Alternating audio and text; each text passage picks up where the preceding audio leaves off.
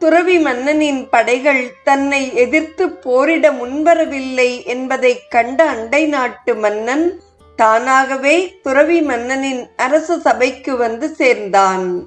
அரசே, தங்களுடன் சண்டை செய்ய நான் இதோ வந்திருக்கிறேன்.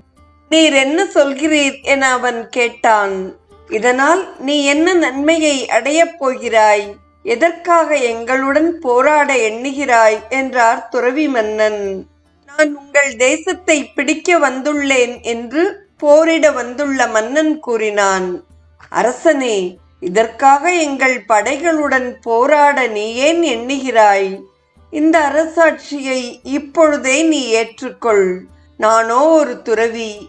நான் எப்பொழுதும் ஒரு துறவியாகவே இருந்து வந்திருக்கிறேன். நான் இப்பொழுது செல்ல விரும்புகிறேன். உடனடியாக இந்த சிம்மாசனத்தில் ஏறி உட்கார்.